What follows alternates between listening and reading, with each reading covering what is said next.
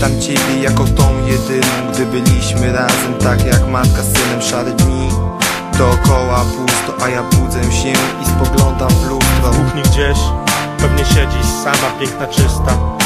No i zapomniana tęsknię matko. Dziś do ciebie smutno jest, miało być jak w niebie. Wciąż mówiłaś, że to wszystko minie, kiedyś będzie lepiej i ten smutek zginie. Dzisiaj wiem, że to tylko mit, takie puste słowa, jakże przykro mi. Nie pamiętam, kiedy się ostatnio śmiałaś słone łzy.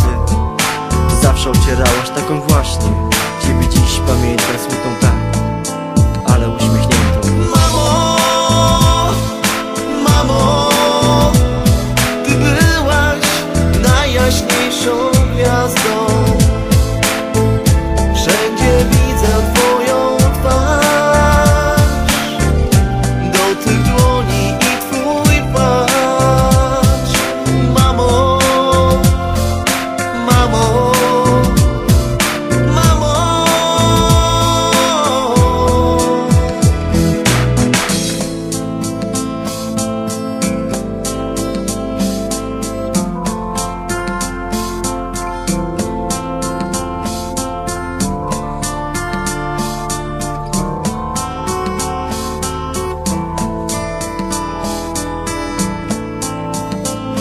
Jakże bardzo chciałbym dzisiaj cofnąć czas do tamtych starych dni, tam gdzie nie ma nas, i naprawić to, co się stało już. Tak bez zbędnych słów, bez bukietów róż. Wybacz mamo, to przeze mnie wszystko głupio mi.